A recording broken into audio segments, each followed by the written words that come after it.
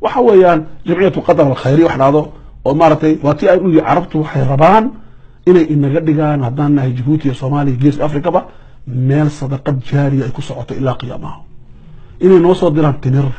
إني أقونتي لغيرو قدريان كفانان إني القرآن نحف السيان وحيالا غير واحد من تنزانيا ما أنت واحد كان عمال دوتو مسابقة حفظ القرآن وين دفك التنزانيين يا مسلمين وحسكوي مدين حركوا بدأ هو عاصمة تنزانيا دار السلام جيروسالم دار السلام بالسكوي مدين واحد عجيب وحويا حركوا بدو يبوها يا مش السعوديين بجوا بل هذا السعودي وهسه الايام تحفيظ القران حركوا بدل مدارس اخيرا كو قبطان ام بقصين ام بدمام ام باداه كو قبطان ما جرو هل كان هو لبد سوى لو عيارا اديق waxay ku keenayaan inay wadadoon ka dhigaan bis diinteeda annaka naqaan quraanka waxaan xafid fariis sacuudi oo jiri quraanka waxaan xafid sareen sacuudi oo jiri waxa weeyaan xufaada ariga iyo geela iyo dadkeenu quraanka ku daba xafidiyeen naam ما بدأنا حفظ القرآن هو يد الدين نوم السمين يعني عمامة عصر سعودي بنوبة قرنيو إخواني في الله وحويان ومشروع لرادة توظيف الدين لخدمة الاستعمار إن الدين تأوش قيستان إن نواب نصدام إن نواب هانو تدكو دبجوغ حتى صلاة يهدي إلهي تبارك وتعالى لكن هو مركز إنه دي ذات أوكي مشروع مركز صوماليا وحلقك أنا يا مارتي بارلمان كأسايستا دوردا أسايستا وروحاس waxa weeyaan waa mashruuc wadiifi ah waa la shaqaysiinaya waxa la rabaa in laga dhigo dad la adoonsanayo afan marka mashruuca dadka siyaasiyiinta ee baarlamaanka Soomaaliya ku jira iyo maamulka Soomaaliya waxaan u sheegayaa in arinta maanta Soomaaliya u taala maaha waxa Arab u taala waxa Afrika u yeelana maaha annaka saddex shay bay noo taala walaalayaal Soomaaliya كو وحويا الاستقرار إن دقناه له إن صوماليا يدقته لبا وحويا إن تنمية لقاره ما كل الدقو إن تنمية لقاره وهدف صدح وحينو يلا إن لسوعليا مقيعي صوماليا دي هيبة الله دولة الضوان إسرائيل صوماليا كتاليسو وإن صدح عليها الفرقات استقرار تنمية إعادة الهيبة سيدي هالكرا دقناشو سيدي هالكرا هرمر sidee loo soo celi karaa haybadii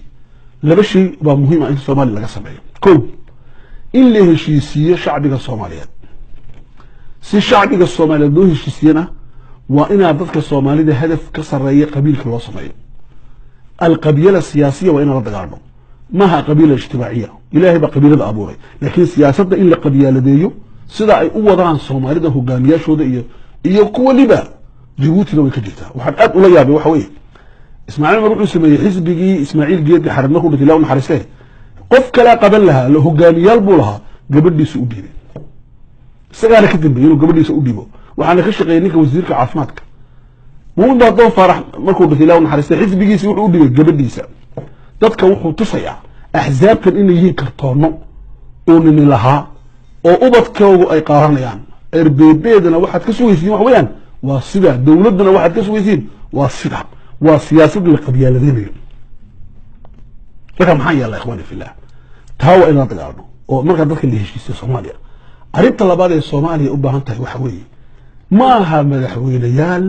iyo wasiiro iyo ra'iisul wasaarayaal iyo baarlamaano khudbadaha yaqaan ma hada macnaan ma dadka oo la kuleeliyo ma faqad waxay u baahan tahay Soomaalidu siyaasad amaliya pragmatiya meedaanka u soo dhaadhaca dadka la shaqeeya booqashooyin ma waxay u baahan tahay acmaal waraa al-judran gidaarka dabadiisa in laga shaqeeyo kooxo inay soo baxaan fariiq amala وزير رئيس الوزراء كليجي صعدوا يسووا أولى أنا رئيس الوزراء أقول هاي كوح لا شقيسة أو فيشل لا هم كمان كريو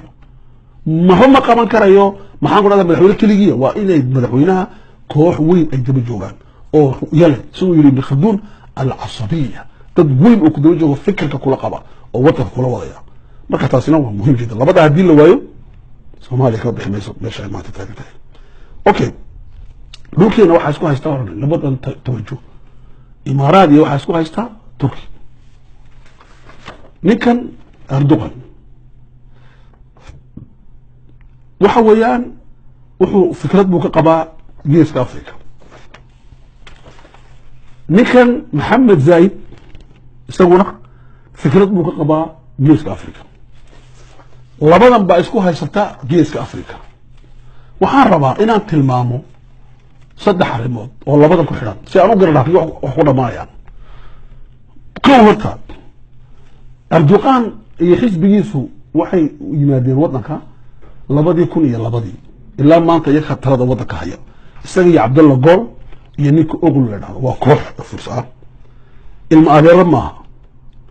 ilma abtiyaal maaha inta xitaa ra'iisul wasaarihiisu waa Kurdi isla waa Turki ilma abti maaha ilma seedin maaha waxba isku maaha waxa isu keenay fikrad iyo ideolojiyad baa soo waxay markaa qarar qaateen maaha aala Sacuud maaha aala Nahyan maaha aala Thani maaha aala Geelle maaha aala reer maaha family maaha heer waa vision way fadhiisteen vision baa soo keenay vision ka soo keenay muxuu yahay diin wadaninimo soo celinta haybada Turkiga adduunka dhan saddex shay islaamka oo ideoloji ah horumarka Turkiga oo aan la kala saarin kana wadaadi kana warla iyo in Turkiga haybadeedii la soo cesho adduunka u soo noqoto ayaantii ay wadanka qabteen Turkidu 2001 ka hor wadanku wuxuu galay wax ku dhow maarata inay leeradu dhaadhacdo lacagtoodu ay boqolkiiba 300 dhacdo xaqiiqada badaw fisa wadankaas waxa ka dhacday wax aan laga filin oo weyn oo ahay in ay sicir barku gaaray boqolkiiba 70 halka dawladii socotay maanta Turkigu halku socda walaalayaal marka aan leenahay waa inaan garanno waxa wadankeena ka dhacay dhulkeena Turkigu maanta waa dawladda qura ee muslima ee ma aragtay aan ahayn wadanadani ma aragtay khaliijkii carabta aan ahayn ee sameyn karta diyaarado dagaal samaysa ee iibkiisa waa wadanka sameeya dubaabado noocyadiisa oo dhan waa wadanka sameeya badjiireno ee qura weeyaan waa wadanka sameeynaya madhow ee diyaariyay duuniyada qaada amba maaragtay maraakiibta qaata diyaaradaha waa wadanka koobaad adduunka oo dhan ee dhinaca xadiidka waa wadanka koobaad ee dhinaca qaruuradaha sujaajka aqada lagu qurxiyo waa wadan horumar ka gaaray oo dawladaha saddexaad ama afraad ah qaar waxay leeyihiin wadanka koobaad soo saarista beerta ee Yurub oo dhan waa wadanka koobaad Yurub oo dhan dhismaha aqalada iyo galay wadankaas wuxuu leeyahay waa wadanka toddobaad ee warshadaynta adduunka maanta wadankaasi waxa u yaala kayb ka badan maaragtay in ka badan baa u taala 116 milyan oo faa'iida lacag dhaaftay lacagtii loo baahnaa wuxuu dhaafay 116 milyan America waxay dhaaftay 118 milyan 2 milyan ka badan dawladda America adduunka ugu weyn dakhliga fardiga Turkiga ninka Turkiga waxa soo gala wuxuu gaaray wax ka badan $12 wuxuu sare u kacay 350 boqolkiiba 2001 meesha taagnaabadaas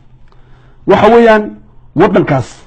waxa uu isticmaali jiray wadanka waxa dhex yaalay intay ku wali qaban 7 milyan oo gaari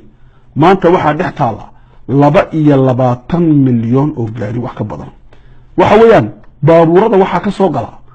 dalkaas markay sameeyay baabuuray sameeyay maanta waxa ka soo gala lacag ka badan 22 milyan oo dollar waa cajiib weey wadankan waxa ka soo gala siyaaxada turistiga waxa ka soo gala wax ka badan 9 milyan oo dollar wuxuu rajaynayaa bacda 10 sano 50 milyan oo dollar inay ka soo galaan waxay noqotay diyaaradda Turkiga ee Turkish raado waxay noqotay diyaaradda labaad ama saddexaad ee qaaradda Yurub bay noqotay walaalayaal wadanka aan ka hadlayna marka Turkiga aan ka hadlayna waxa weeyaan waxa la cajiibka uu ku yahay waxa kamid ah istismaaraadka uu Soomaaliya geliyay maanta waxa weeyaan Turkiga Soomaaliya ka dhaxaysa 2016 waxa la gaarsiiyay 80 milyan oo dollar 2017 waxay gaadhay 100 milyan oo dollar maalgelinta Turkigu Ethiopia uu maalgelin waxa weeyaan waa 2 milyan iyo badh Turkigu Afrika wuxuu u soo dhoofiyay 2015 12 milyan oo dollar Afrika wuxuu ka iibsaday 7 milyan oo dollar Ethiopia waxay noqotay waa dawladda afraad ee sharikadaha Turkiga ay maaragtay shirkadaha turku waxay noqdeen shirkadaha dowladda afraad ee shirkada ku leh wadanka waxay gaadheen 350 shirkadood Ethiopia quraatay Turkiya waa dowladda lixaad ee ku leh qaacido ciidameed qaaradda Afrika Turkigu waxa ka horeeya Mareykan Faransiis Ingiriis iyo Japan iyo Shiine okay Turkiga mashruuciisa mashruuca wakaan mashruuca muxuu yahay imaaraadku isagu muxuu sameeyaa waxa inta baafi waxaan jecelahay Turkigu wuxuu xaqiijiyay $2 trilyan sanadkan tawdiid markii dhamaaday wuxuu noqday dowladda afraad qaran shanaad ka dhigan ee dhaqaalaha ee Yurub wuxuu noqonayaa bacda 8 sanadood dowladda saddexaad waxa ka horeynaysa Jarmalka iyo Ingiriiska 12 sano kadib soo taalo wuxuu noqonayaa dowladda labaad Jarmalku ku xigi doona waxaas dowladda Turkiga markaan ka hadlayno waa waxa weeyaan laakiin dowladda Imaaraadka maxay tahay waa dowlad ka faa'iideysatay petrol ka soo baxay Abu Dhabi u bedeshay project la yiraahdo guriyo dhisa adduunkan ku qabsada xoog iyo lacag faqad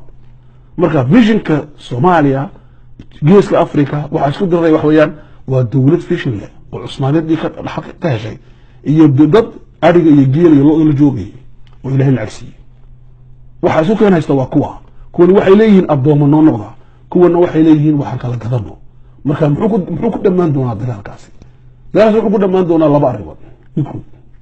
ku dhamaan doonaa inay hirgasho fikradda ay wadaan carabtu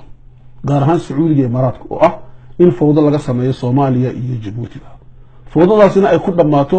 inay dhulka la wareegto dowladda Ethiopia la samax Allah kadibna la sameeyo dowladdii weyneed Anwar Cishka sheegay ee geeska Afrika laga sameeyay ee heshiiska la galeysay Israa'iil iyo wadanka la yiraahdo Sacuudiga oo isaguna qabsan doona Yemen oo laba kala qaybin doono isaguna uu qaadan doono bariga ama shimaalka uu qaadan doono waqooyiga koonfurtana uu qaadan doono Imaaraadku kadibna sida laga sameeyo dowlado yar oo labada la kala socda iyo barigii Afrika oo Ethiopia ay abaka tahay oo Djibouti la hada qaadin leeyahay waxa la sameeyo doona meesha la yiraahdo Madiinatu Nuur projectigaas weeyaan ka koobaad fawda la sameeyaa amba projectiga labaad waxa weeye in shicibka geeska Afrika wax fahmaan oo Soomaaliya iyo Djibouti ba laga kaco oo la yiraahdo ثم لا للإمارات إمارات ما ربنا ما نقولنا إمارات السجالات تيجي الدول السورية ومصر بنقص إمارات السجالات ما نقولنا الصومالية جيبوتينا ما نقولناش أنكم بربنا إنا محور كبيرنا لكن وحربنا إنا استراتيجية كل شيء قف كهرباء إنه وحنا لقبته وحنا لقب سرنا لكن فيش له ونوقف قبسرين تركيا مرة إنه أفريقيا قبسره تركيا وحربا شراكة اقتصادية إنه بقالة سمية تركيا وحربا إنه نقضوا القوة الثانية في العالم قوة اللبات أو شيء كحيتا قورما لبدا كون يكونتوكا لبدا كون يكونتوكا إلا اللي إحنا كواحد لو قلت لقلي الدون كشينا لبضان نقرأيا مريكا كو لبرتوبو قليا تركيا لبرتريبو قليا والدراسات نسميوي دراسات قار waxay leeyihiin haday Turkidu siday u socdaan oo nabad Ilaahay uu siiyo waxa imanaysa inay noqoto dawladda labaad shiinaha ay ku xigto hadii waa ru'ya marka adiga projectigaada arab taahaya ku xidhan oo isagu istoonaya waa inaan ku xidhano qof nool oo leh anigu diin ba asaasi ah labo horumar bay asaas ah saddex inaan Turkiga heebad u yeelo annagu waxaan leeyahay annagu haddaan nahay reer Soomaaliya iyo reer Djibouti waxa noo asaas diin laba inaan horumar gaarno iyo deganaansho saddex inaan haybadnimadeena soo celino geeska Afrika ayaa adduunka aan ku lahayn marka maalaadku saamu noqon doona waa inoo socon doonaan duruustani waxaan iga tagayaa nabadgelyo. Assalaamu calaykum waraxmatullaahi